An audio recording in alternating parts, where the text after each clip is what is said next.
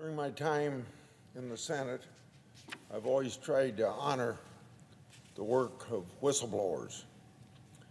Those who speak up about government wrongdoing ought to be rewarded and not sidelined and punished. But that is exactly what happened in the Indian Health Service, according to a recently released internal report. Now, this goes back a few years, but it still is a constant reminder of how whistleblowers aren't listened to and bad things happen.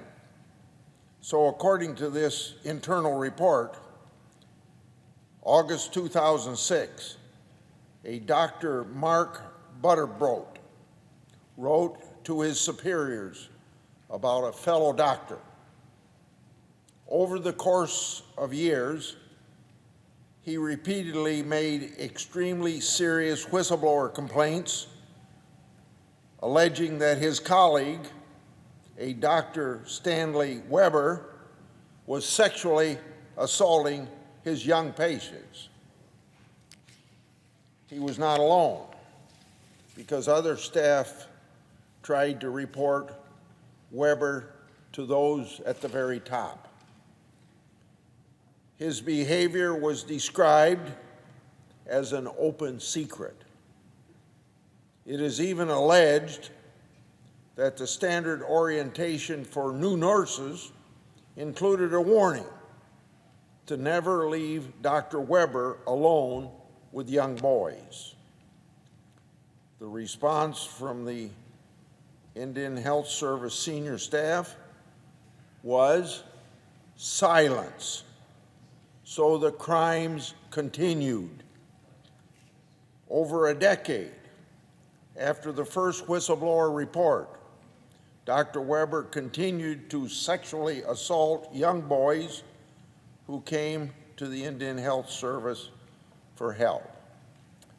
Instead of removing the man who had been repeatedly, credibly accused of sexually abusing his patients, they punished the whistleblower.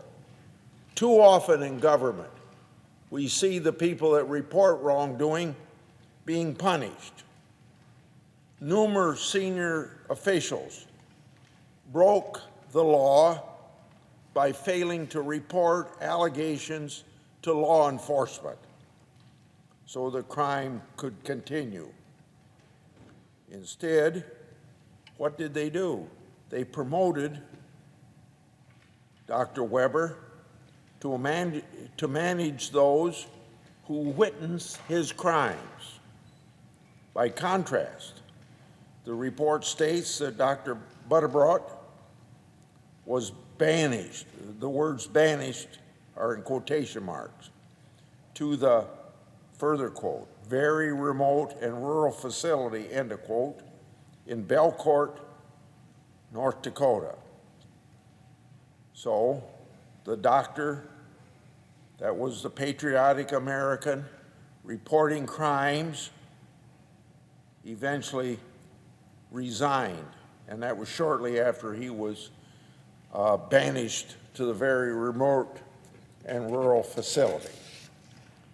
This shameful response by the Indian Health Service leadership had a direct impact on future whistleblowers. If you've got an environment that discourages whistleblowing, what are you going to get? Less whistleblowing. So this internal report states that, quote, nurses told Dr. Butterbrodt that now he could see why they never speak up, end of quote. It is unconscionable that these whistleblowers were ignored, and a pedophile was allowed to act with impunity.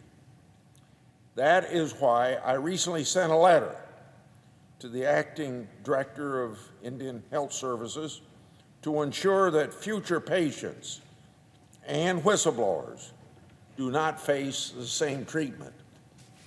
I want to make sure that processes have been put in place so that this doesn't happen again. Dr. Butterbrodt and those like him were right to blow the whistle. We need to make it easier, not harder, to do the right thing. There's a pattern about whistleblowers. They tend to be treated like skunks at a picnic. They usually end up by doing what's patriotic to hurt themselves professionally, maybe even becoming unemployed, just because they do what most civil servants want to do, just have the government do what the law requires, and or how the money is spent according to law.